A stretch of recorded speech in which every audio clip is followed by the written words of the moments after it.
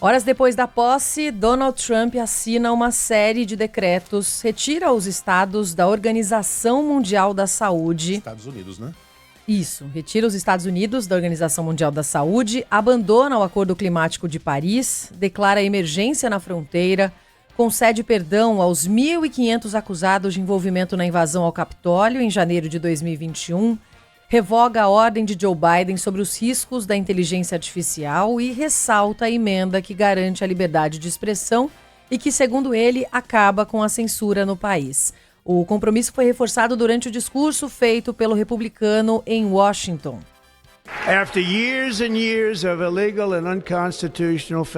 Depois de anos e anos de esforços federais ilegais e inconstitucionais para restringir a liberdade de expressão, eu assinarei também uma ordem executiva para acabar imediatamente com toda a censura governamental e trazer de volta a liberdade de expressão à América.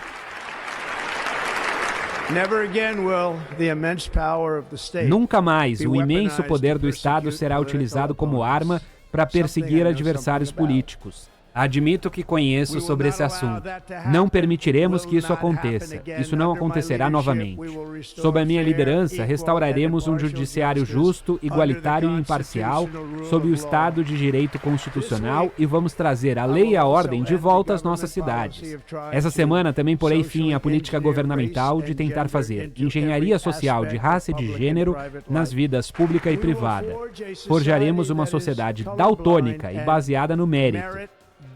A partir de hoje, será a política oficial do governo dos Estados Unidos. Existem apenas 2 gêneros, o masculino e o feminino. A declaração foi dada por Donald Trump na frente dos chefões de Big Techs como Mark Zuckerberg, da Meta, dona do Instagram, do Facebook, do WhatsApp, Jeff Bezos, da Amazon, Zhu Jinxiu, do TikTok, Elon Musk, do X, Tim Cook, da Apple e Sam Altman, da OpenAI, todos estavam por lá também acompanhando a posse. Bom, na economia, Trump afirmou que vai acabar com incentivos à produção de carros elétricos e acelerar a perfuração de petróleo e gás no Alasca. Prometeu ainda criar um sistema que, segundo ele, vai proteger os empregos dos americanos.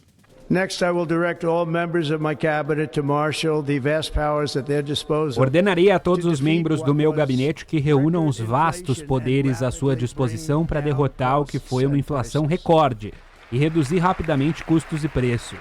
A crise inflacionária foi causada por gastos excessivos e massivos e pela escalada dos preços da energia. E é por isso que hoje também declararei uma emergência energética nacional. Vamos perfurar, queridos, perfurar. A América será uma nação industrial novamente e temos algo que nenhuma outra nação industrial jamais terá, que é a maior quantidade de petróleo e gás de qualquer país na Terra. E vamos usá-los, assim como eles usam. Baixaremos os preços, encheremos novamente as nossas reservas estratégicas até o topo e exportaremos a energia americana para todo o mundo. Seremos novamente uma nação rica e é esse ouro líquido sob os nossos pés que nos ajudará a fazer isso. Com as minhas ações de hoje, acabaremos com o New Deal verde e revogaremos o mandato dos veículos elétricos, salvando a nossa indústria de automóveis e mantendo o meu compromisso sagrado com os nossos grandes trabalhadores americanos da indústria automotiva. Em outras palavras, você poderá comprar o carro de sua preferência. Voltaremos a construir automóveis na América a um ritmo que ninguém sonhou ser possível há alguns anos. E agradecemos aos trabalhadores da indústria automotiva da nossa nação pelo seu inspirador voto de confiança. Fizemos um tremendo sucesso com o voto deles. O presidente dos Estados Unidos também adiantou que vai taxar e impor tarifas aos produtos de outros países.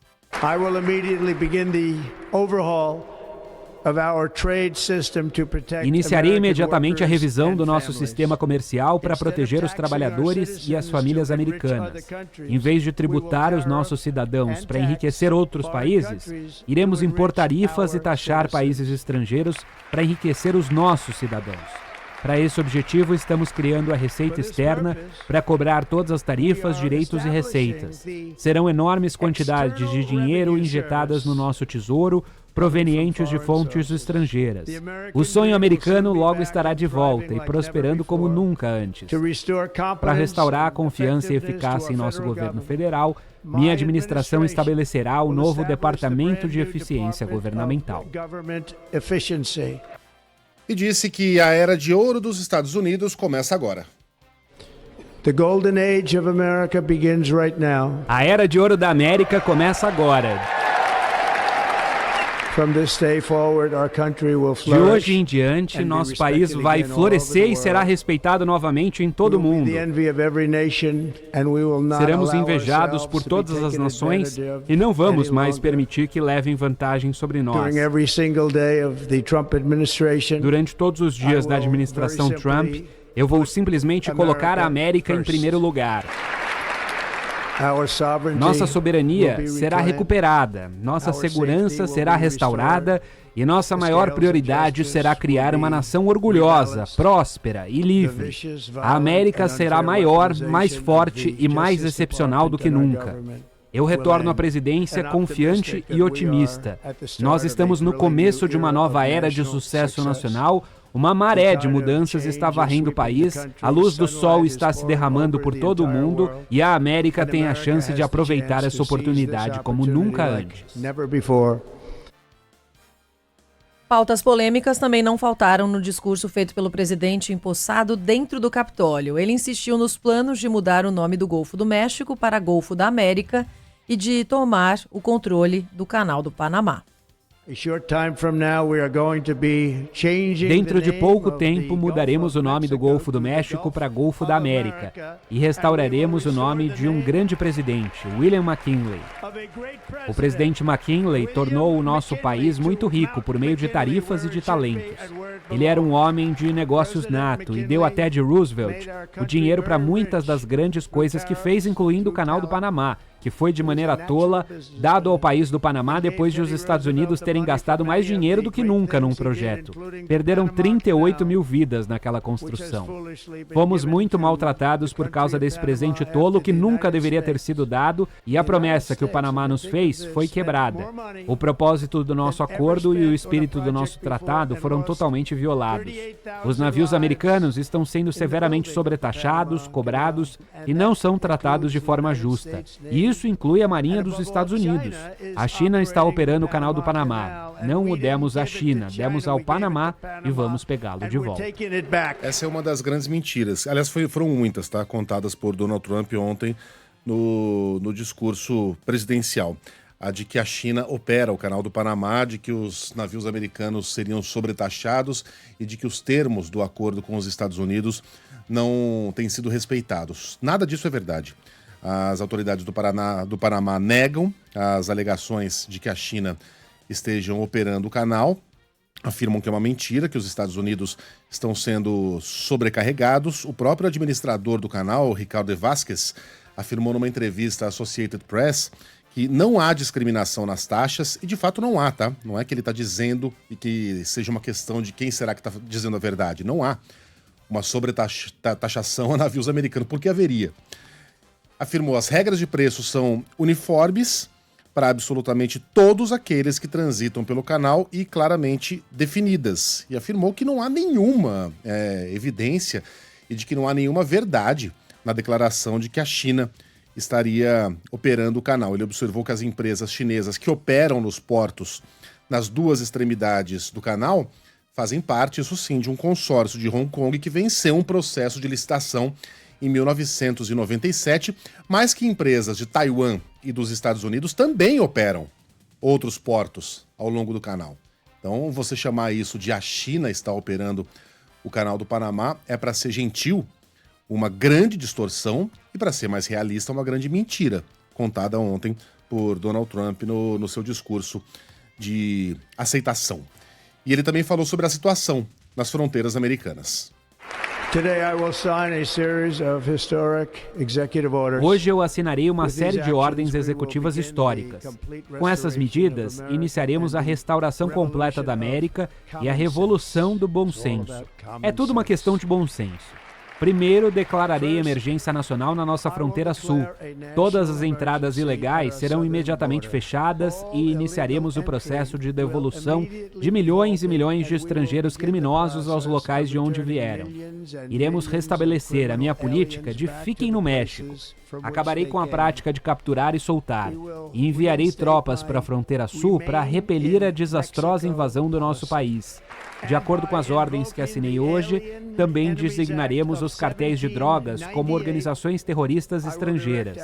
E invocando a lei dos inimigos estrangeiros de 1798, direcionarei o nosso governo a usar todo o poder da aplicação da lei federal e estadual para eliminar a presença de todas as gangues estrangeiras e redes criminosas que trazem crimes devastadores para o território dos Estados Unidos, incluindo nossas cidades, até no interior.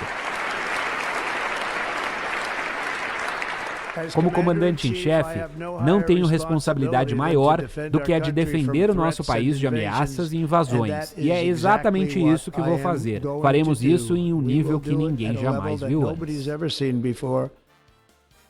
Na avaliação do cientista, político e colunista da Band News FM, Fernando Schiller, Donald Trump chegou mais forte à Casa Branca. A verdade é que o Trump se elege em 2024 de maneira muito diferente do que se elegeu lá em 2016 ou mesmo que o Biden elegeu há 4 anos atrás. Ele faz as duas casas do Congresso, tem uma maioria, em que pese isso não é bem assim na Suprema Corte, mas há uma maioria conservadora de 5-4 na Suprema Corte americana, ganhou no voto popular, ganhou nos chamados estados pêndulo, e tem um arco de alianças global que é favorável, porque existe hoje uma onda mais à direita, mais conservadora. Não estou tendo mérito aqui, como sempre diz isso, mas isso é um fato. Bom, e aí chegamos à relação com a América Latina, em especial com o Brasil. Donald Trump foi questionado sobre a sua relação conosco e afirmou que nós, Brasil, precisamos mais dos Estados Unidos do que eles de nós. When are you going to talk with the Brazilian president? How do you see our relationship with Latin America and Brazil? Deve ser uma ótima relação. Eles precisam de nós muito mais do que nós precisamos deles. Nós não precisamos deles. Todo mundo precisa da gente. Aliás, depois ele afirmou que os Estados Unidos não precisam at all. De ninguém. Né? De ninguém, da América Latina, do Brasil, deixando bem claro qual, enfim, a prioridade que deve dar a nós, aqui dos trópicos. Na verdade, não que seja inédito isso, né? Não que presidentes americanos tenham uma visão carinhosa e cuidadosa com a América Latina, isso não acontece há muitas décadas, mas é raro que a gente veja isso ser falado com todas as letras no dia da posse. E a voz de quem fez a pergunta é da Raquel Krahenbuhl, a brilhante correspondente da Globo em Washington. Por aqui, o presidente Lula se manifestou 2 vezes sobre a posse de Donald Trump. Na primeira, durante a reunião ministerial na Granja do Torto. Tem gente que fala de que a eleição do Trump pode causar problema na democracia mundial. O Trump foi eleito para governar os Estados Unidos e eu, como presidente do Brasil, torço para que ele faça uma gestão profícua, para que o povo brasileiro, o povo americano melhore e para que os americanos continuem a ser o parceiro histórico que é do Brasil, porque da nossa parte nós não queremos briga, nem com a Venezuela, nem com os americanos, nem com a China, nem com a Índia, nem com a Rússia. Nós queremos paz, nós queremos harmonia. Nós queremos ter uma relação onde a diplomacia seja a coisa mais importante e não a desavença, e não a encrenca. É esse país que nós vamos construir, é esse país que eu assumi o compromisso de construir, e é esse país que nós temos a obrigação de entregar no dia 31 de dezembro de 2026, quando terminar a minha tarefa e a tarefa de vocês. Na outra, pelas redes sociais, onde cumprimentou Donald Trump e desejou um mandato exitoso. O presidente brasileiro ainda pediu ao republicano que contribua para um mundo mais justo e pacífico. Para o ex-embaixador do Brasil em Washington, Rubens Barbosa, a relação entre o nosso país e os Estados Unidos deverá ser pragmática a partir de agora. A posição mais favorável para nós é manter o pragmatismo, é manter a relação entre os estados, né?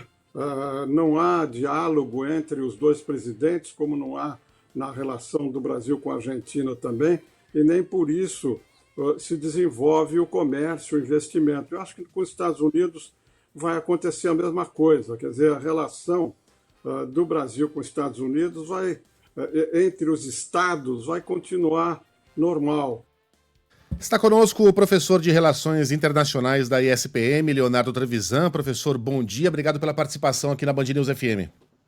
Bom dia, Megali, bom dia, Roberta, bom dia a todos que nos escutam. Eu que agradeço o convite de vocês. É tanto assunto para a gente tratar, mas vamos começar por onde estamos, no Brasil. Professor, Trump, quando falou no Brasil durante a campanha e depois de eleito, foi ou para dizer que sobretaxaria os nossos produtos ou para dizer que não precisa de nós. O que a gente pode esperar de Donald Trump como presidente nos próximos 4 anos em relação a nós aqui no Brasil?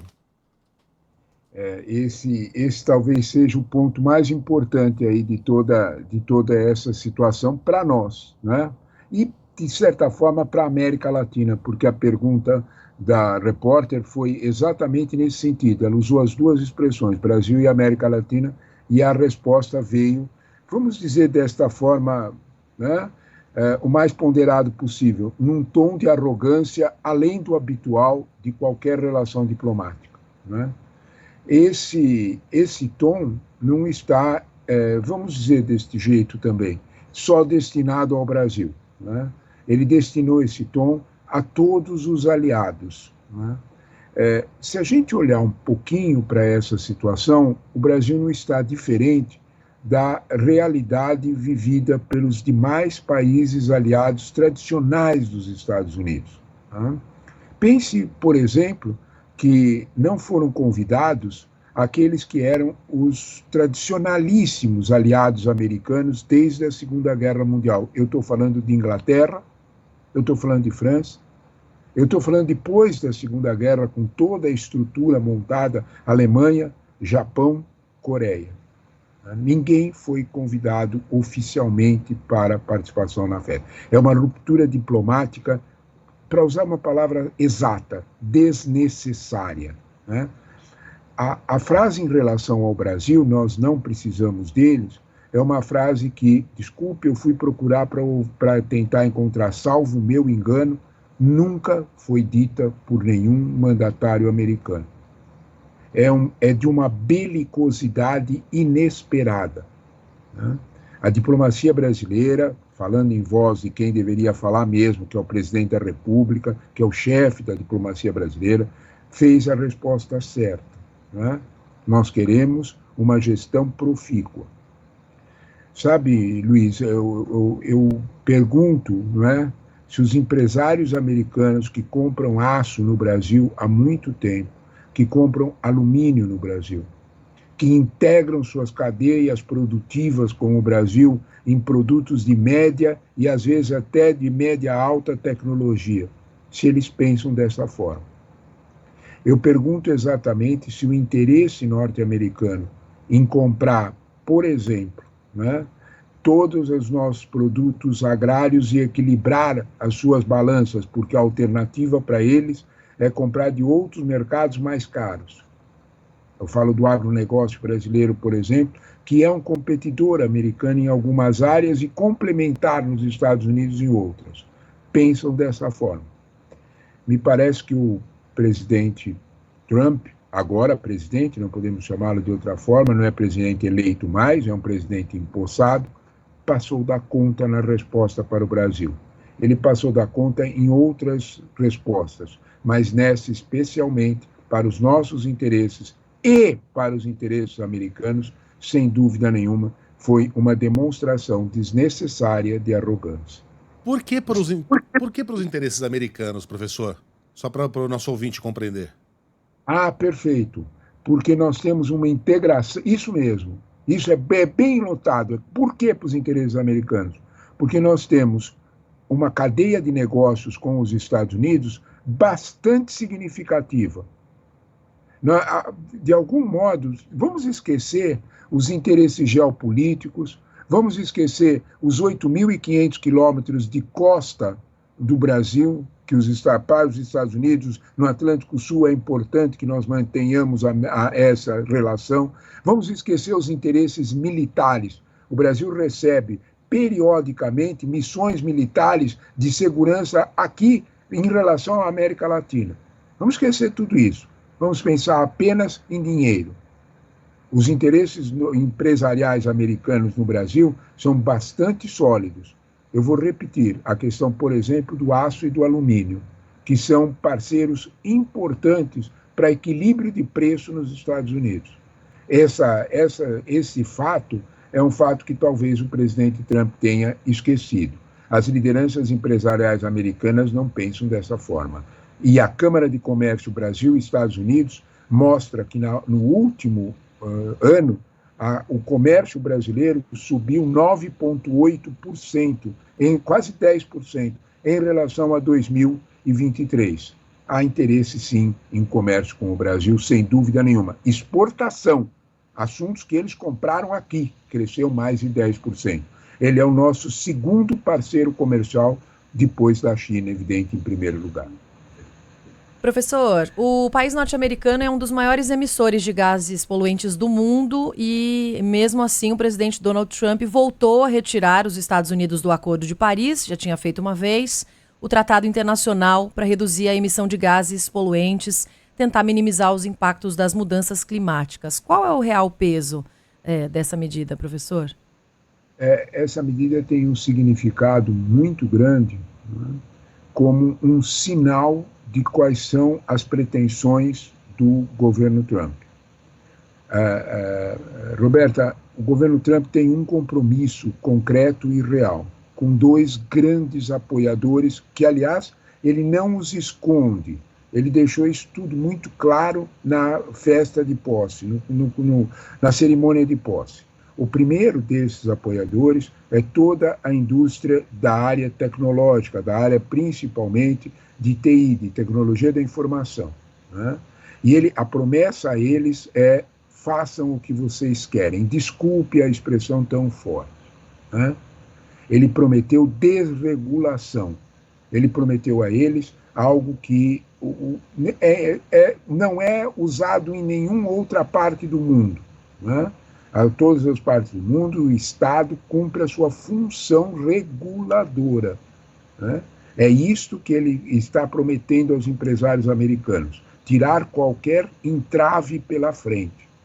O primeiro desses entraves eram entraves regulatórios com a indústria de TI. O segundo, promessa, é drill, baby, drill, né? É perfure, menina, perfure, né? A ideia é exatamente essa, né? De proteger um produto que tem os seus, desculpe a expressão novamente, dias contados, é o petróleo. Basta nós vermos a quantidade de incidências climáticas e os resultados dela pelo mundo inteiro, incluindo, obviamente, os Estados Unidos. Então, quando nós olhamos para essa situação, o segundo ponto de Trump é esse lado, vamos dizer, de atender a indústria petrolífera, dar subsistência, dar alguma sobrevida a essa indústria. Eu chamo a atenção que até mesmo no mundo árabe, olha que coisa, que vive essencialmente do petróleo, os árabes moderados, não é? Assim chamados, os árabes do Arábia Saudita, Bahrein, Emirados Árabes Unidos. Uma das partes mais importantes do Acordo de Abraão é de se aproximarem de Israel, porque eles têm ideia de construir um Oriente Médio, abre aspas, pós-petróleo. Parece que Trump achou que isso não é mais necessário. E atender a esses compromissos é algo muito perigoso, né, para a humanidade. Parece que Trump, de alguma forma, está colocando a sua sobrevivência política e os seus negócios à frente de algum modo, da sobrevivência do planeta. Esse preço será pago por todos nós, não há dúvida nenhuma. Nós não podemos esquecer o peso da economia americana. Isso terá um significado enorme para o planeta inteiro. Professor, quando o senhor fala que o petróleo é um produto, como é que é? Que tem data para morrer? Enfim, um produto que que não tem futuro, né? Donald Trump não está dando uma sobrevida à indústria do petróleo, à lógica petrolífera mundial, com esse discurso, com as suas eventuais atitudes? Quer dizer, a gente vê o maior poluidor do planeta, junto com a China, dar uma banana para o Acordo de Paris e para o investimento, por exemplo, em carros elétricos, né? Então estão lá os Estados Unidos com seus 20% das emissões mundiais de CO2, dizendo que aquilo não importa e que não vão agir de acordo com aquelas regras. Isso não incentivaria um país como o Brasil, por exemplo, a dizer, por que ficaria eu me esforçando aqui para investir em energias renováveis se o maior poluidor do mundo não está preocupado com isso? Isso não pode gerar uma volta à lógica do petróleo em escala global? Olha, eu gostei muito da tua pergunta, porque por um motivo muito simples, Luiz. Quando a gente fala de energia limpa, nós não estamos falando de bondade, nós estamos falando de negócio. Desculpe, no nosso caso especialmente, né? A gente não está falando de energia limpa porque a gente acha mais bonitinho, ou porque é mais simpático, ou porque nós queremos ser progressistas. Nós estamos falando de negócio, né? O Brasil, por exemplo, tem uma inserção internacional.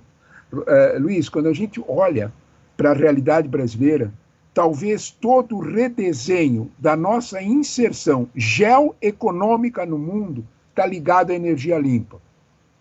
Eu vou dar duas situações. São os créditos de carbono, que são menor, e uma situação muito maior, que é a venda de hidrogênio verde. Nós podemos mudar completamente toda a geografia de investimento em relação à América Latina, claro que primordialmente ao Brasil, usando um outro processo de integração para hidrogênio verde. Quando a gente olha para hidrogênio verde, nós estamos olhando para uma possibilidade de fazer uma indústria limpa. Nós estamos olhando para uma possibilidade de vender um produto que todo mundo se interessa porque sabe o custo operacional do petróleo.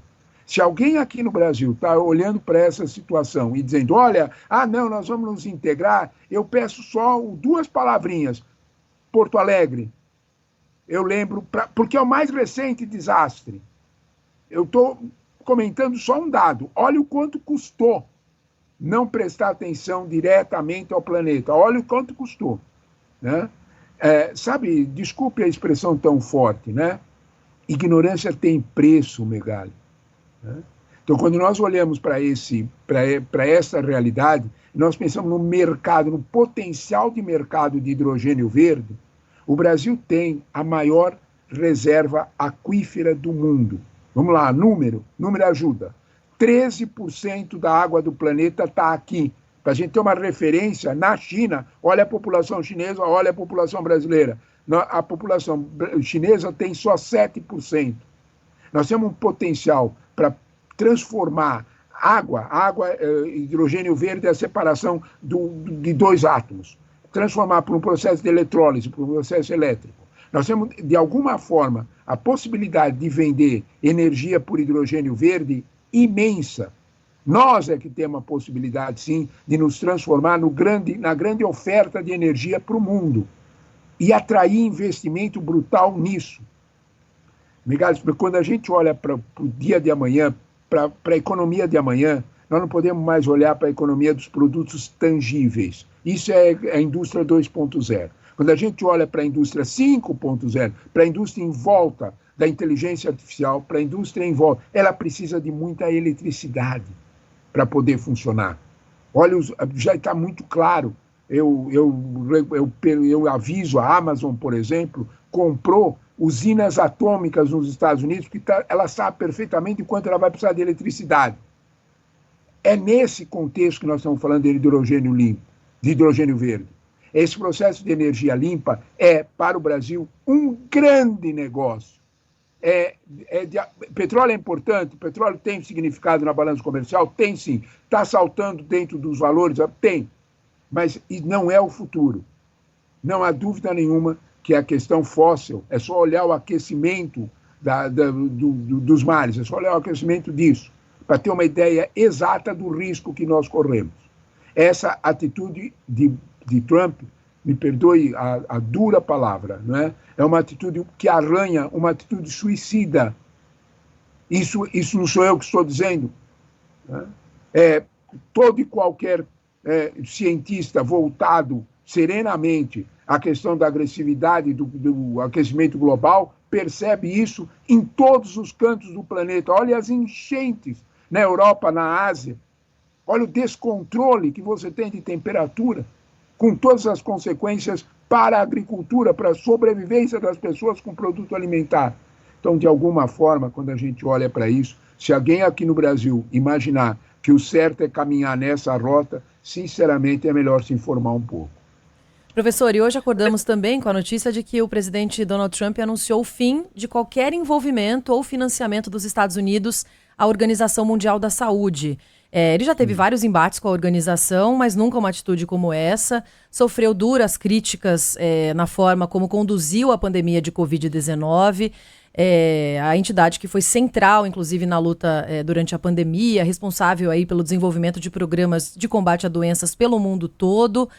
Como é que fica a situação da organização? Algum outro país teria protagonismo suficiente ou investimentos para, de alguma forma, ganhar força nesse momento à frente da OMS? E o que podemos ter, até porque o novo governo também anunciou a saída das negociações do acordo pandêmico, né, que é um esforço internacional bem importante para criar regras para que o mundo todo fique mais preparado para futuras pandemias. Olha, Roberta, essa sua observação não adianta, a gente não pode pensar só nela, isolada neste momento aqui. Ela é resultado, sabe, Roberta? Quando o presidente Trump anunciou a escolha e transformou saúde em moeda política, foi isto que aconteceu. Né? Ele ofereceu a Robert Kennedy Jr., então, se entendeu o momento, né? Robert Kennedy Jr. tinha entre 1,5% e 1,8% dos votos, ele era um candidato independente. Né? O que é que Robert Jr. propunha? Esse discurso que você acabou de falar, anti-vacina, um discurso absolutamente de retirada de qualquer de valorização da ciência na trato da saúde pública. Para você ter uma ideia do que nós estamos falando, Robert Jr. propõe a retirada do flúor da água. A fluoretação de água é algo que nos Estados Unidos tem mais de 6 décadas, é o país pioneiro nisso, isso tem um impacto enorme, principalmente para saúde infantil. Quando você olha para ele, está fazendo... A proposta dele era essa, e Trump negociou esse 1,8% de votos com a entrega do cargo de o que é secretário da Saúde, o nosso Ministério da Saúde no padrão deles. Para mim não me surpreende. Né? Como você disse, a aversão de Trump à Organização Mundial da Saúde, a todo o serviço prestado por ela, a todo o papel epidêmico dela é muito forte. De novo, a Organização Mundial da Saúde exercia um papel de regulação do Estado. Essa é a questão. Trump está propondo uma reversão do mundo ao que era, ele está dispensando toda uma ordem baseada, toda uma ordem mundial baseada em leis, baseada em regras. Ele está dispensando isso e voltando, de alguma forma, a uma situação de absoluto descontrole, de absoluta desregulação. Isso vai ter consequência. Essa talvez seja a pior. São inúmeros os alertas quanto a novos riscos epidêmicos, talvez mais forte ainda do que os do coronavírus. Eu não gosto muito de falar sobre isso, porque isso dá uma sensação muito assustadora. Mas eles são reais. Né? Você imaginar que você pode dispensar um órgão regulador internacional como a Organização Mundial de Saúde para as questões epidêmicas, de fato nós estamos brincando com a morte. E essas coisas todas costumam ter seu preço muito duro para ser pago. Né? Quanto à tua pergunta, há possibilidade de outros grupos de países ocuparem o espaço, ele é o grande financiador, porque exatamente a economia americana é muito forte. Quando a gente olha para isso, a gente precisa entender o tamanho da economia americana para o resto do mundo. Outro dia eu fiz essa conta, uma conta bem simples, né? Se você olhar para o PIB americano, ele é um PIB, os dados que vou falar são dados de julho do ano passado, que são os mais recentes do Fundo Monetário Internacional e do World Economic Forum.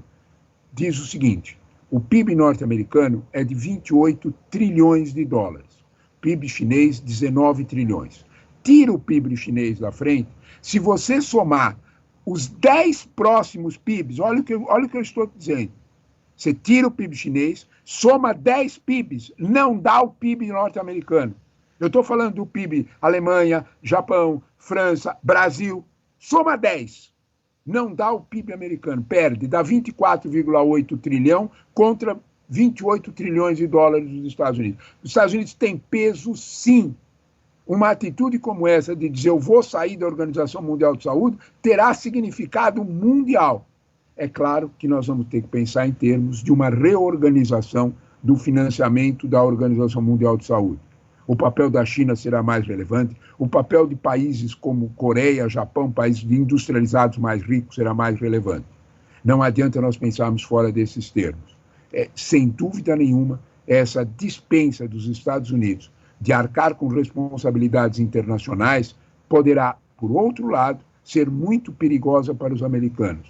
Talvez a China ocupe todo o espaço deixado. A China não paga apenas, a China cobra interesses políticos pelo que ela paga. Será este o risco também de substituirmos a dinâmica norte-americana de financiamento pela dinâmica chinesa?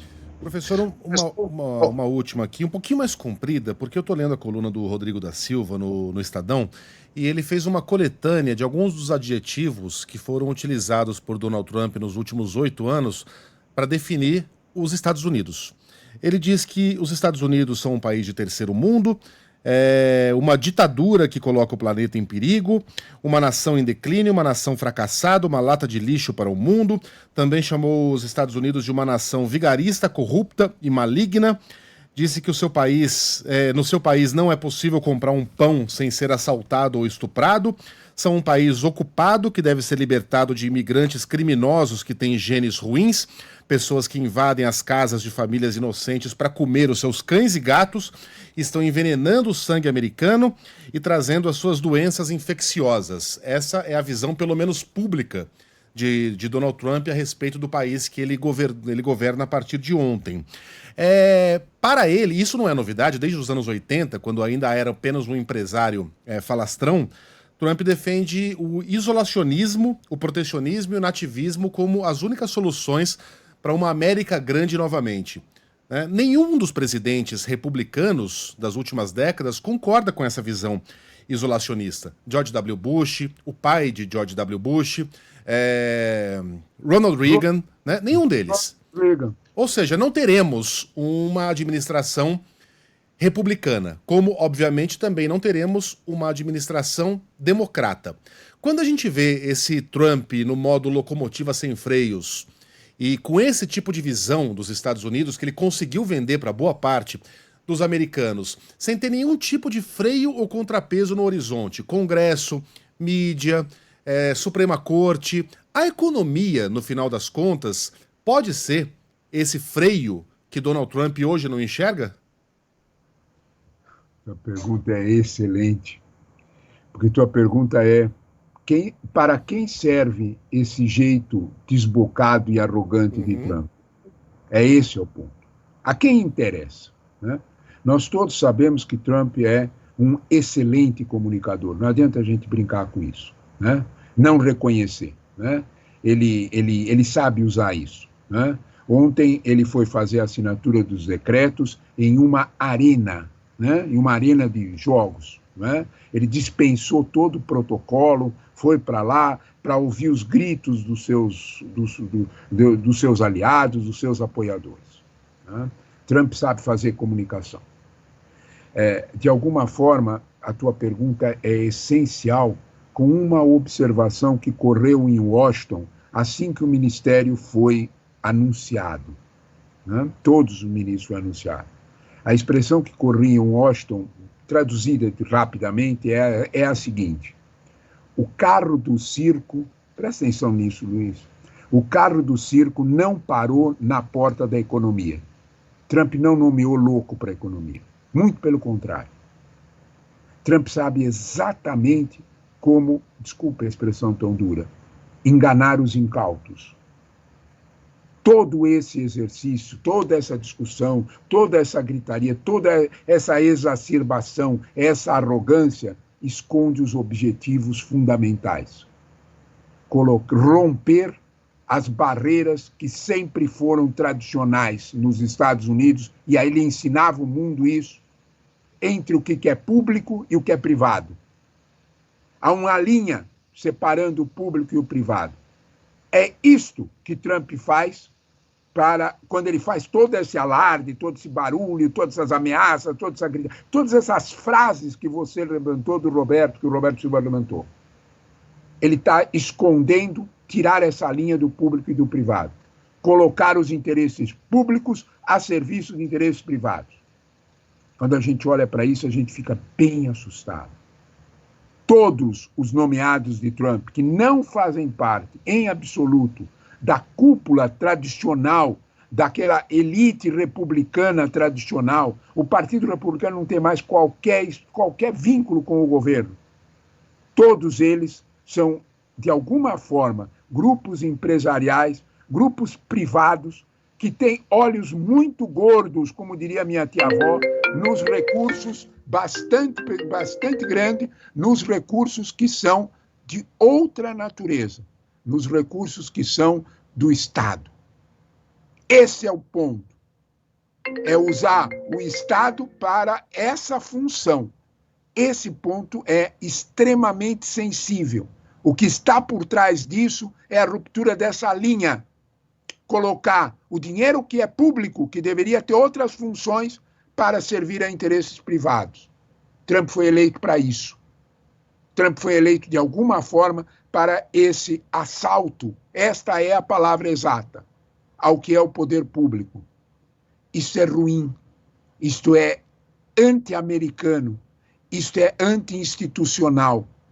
Isso é, de alguma forma, muito ruim para o mundo, porque os Estados Unidos não só têm força de alguma coisa, a força econômica que eu descrevia antes, como a força que vai, de alguma forma, gerenciar um modelo que infunde para os demais países. Professor, o senhor está querendo dizer que o risco maior são os pequenos Trumps que vão nascer pelo mundo com esse ideário? Exatamente isso.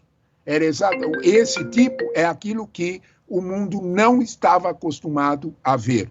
Trump está exercendo um papel de finalizar um modelo americano de democracia vindo desde a Segunda Guerra. Esse ponto tem que ser muito notado. Você tem toda a razão em chamar atenção para esse item. O que é que Trump realmente representa? A quem ele representa? Professor, nos disseram que teríamos até às 7h40 para conversar com o senhor e o telefone está tocando furiosamente.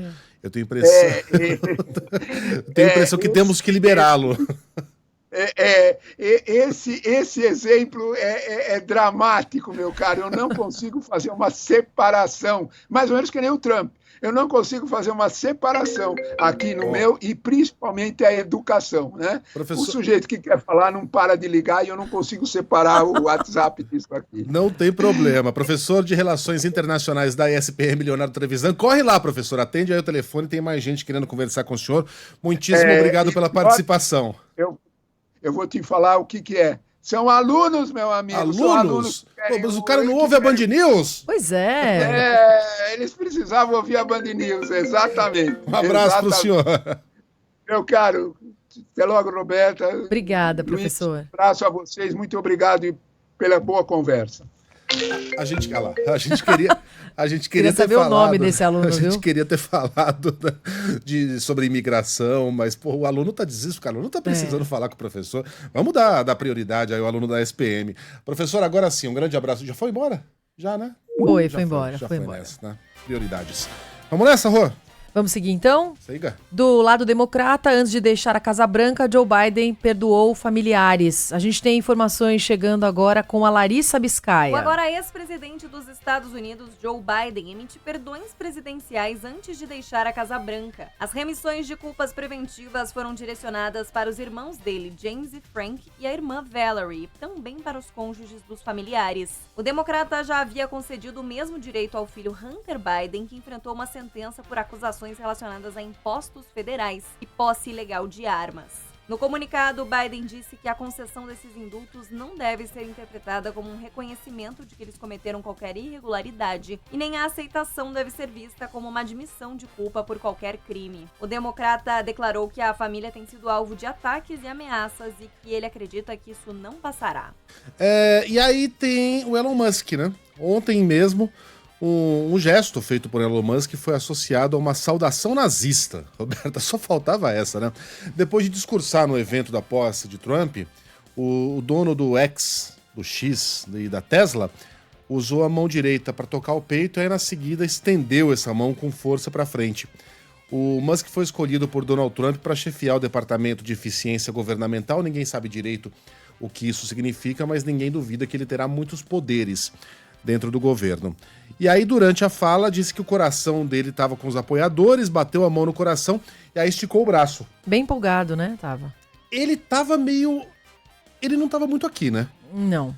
Assim, não tô querendo fazer maldade, maledicência, mas estava com o olhar perdido, com a pupila dilatada, enfim, fazendo ali caras e bocas de quem, digamos, escolheu errado o café da manhã. Eu não acredito que o Elon Musk seja um cara com inclinações nazistas e que tenha feito uma saudação nazista durante a posse do presidente dos Estados Unidos. Eu não acredito nisso, sinceramente.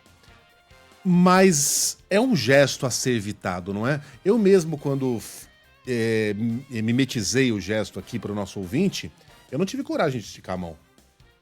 É uma coisa que você não faz, né? Não faz parte do seu gestual. Isso aí, se fosse durante a Alemanha nazista, se fosse em 1934, isso, sem dúvida alguma, seria um gesto nazista. Dentro daquele contexto, ele estaria exatamente em consonância com o que estavam fazendo os alemães naquela época. Então, cara, se durante um discurso você, ao se expressar, parece um nazista, e eu não estou dizendo que você seja, mas é melhor repensar os seus gestos, né, e o que eles significam. Porque você é um cara muito importante. Você é um empresário muito importante e agora você é parte de uma máquina governamental muito importante. E não pode ficar dando margem para esse tipo de interpretação. Tô sendo bem generoso aqui, eu acredito eu, com Elon Musk. Roberto, eu sinceramente não acredito. Tá passando pano. Não tenho razão nenhuma para passar pano para ninguém, muito menos pro Elon Musk. Mas também não me recuso a acreditar que o cara tem inclinações nazistas. Acho pesado demais fazer esse tipo de acusação no rádio, numa mesa de bar, vai lá. Mas não me parece que seja o caso. Eu não sei o que você acha, Rô.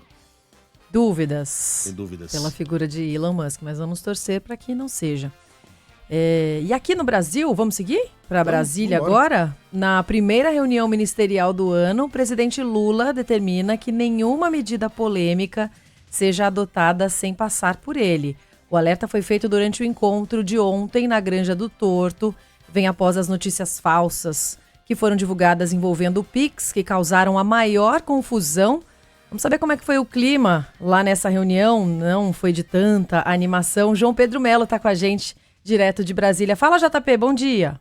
Oi, Rô, bom dia para você, para o Megali, para todo mundo que está nos acompanhando. Essa reunião aí que foi uma reunião para resolver altas confusões do governo federal, viu? Presidente Lula quer determinação da equipe para a segunda metade desse mandato e determina que nenhuma medida polêmica deve ser tomada sem passar por ele. A bronca foi dada nessa primeira reunião na Granja do Torto e veio depois da portaria da Receita Federal, que exigia detalhes de movimentações acima de R$5 mil feitas pelo Pix. Esse fato gerou uma onda de fake news, desgastou e obrigou, obviamente, o Palácio do Planalto a recuar. Esse texto foi revogado e uma medida provisória acabou sendo editada para deixar claro que não haverá taxação sobre as plataformas de pagamento. A Secretaria de Comunicação encomendou uma campanha publicitária de 50 milhões de reais para explicar a confusão e, por isso, o presidente Lula foi claro. E nós não temos o direito de errar. É importante que cada um de vocês reflita, porque depois eu vou chamar individualmente muita gente para conversar. Daqui para frente, nenhum ministro vai poder fazer portaria que depois crie confusão para nós, sem que essa portaria passe pela Presidência da República através da Casa Civil. Muitas vezes a gente pensa que não é nada, mas alguém faz uma portaria, alguém faz um negócio qualquer, daqui a pouco arrebenta e vem cair na Presidência da República. Bom, o Ministério da Fazenda não foi o único a ser cobrado. O presidente disse para todos os auxiliares que quer resultados e soluções nesse ano. Ele citou diretamente os preços dos alimentos, que, segundo o presidente Lula, está sendo explorado pela oposição. E nós temos agora um tema muito importante. Se a gente trabalhou reconstrução e união, agora a gente vai ter que trabalhar outra coisa importante, sabe? É reconstrução, união e comida barata na mesa do trabalhador, porque os alimentos estão caros na mesa do trabalhador. Todo ministro sabe que o alimento está caro e é uma tarefa nossa garantir que o alimento chegue na mesa do povo trabalhador, da dona de casa, na mesa do povo brasileiro, em condições compatíveis com o salário que ele ganha. Bom, o presidente Lula também falou que a eleição de 2026 já começou. O que eu quero dizer para vocês é que 2026 já começou. Se não por nós, porque temos que trabalhar, porque temos que carpinar, porque temos que tirar todos os carrapichos que tiver nas plantas que nós plantamos, mas pelos adversários, a eleição do ano que vem já começou. É só ver o que vocês assistem na internet para vocês perceberem que eles já estão em campanha. E nós não podemos antecipar a campanha porque nós temos que trabalhar. E a antecipação da campanha para nós é trabalhar e entregar para o povo aquilo que ele precisa.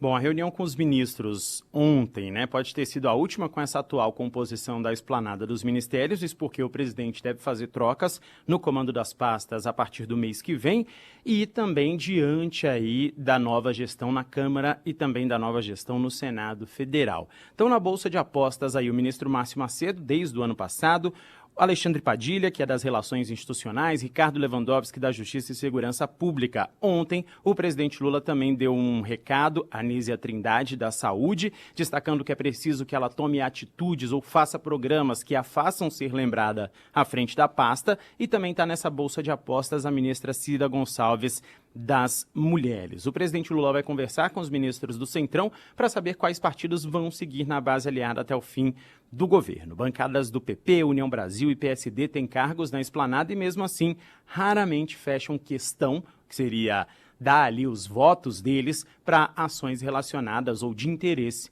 do governo federal dentro do Congresso. Valeu, JP, bom trabalho.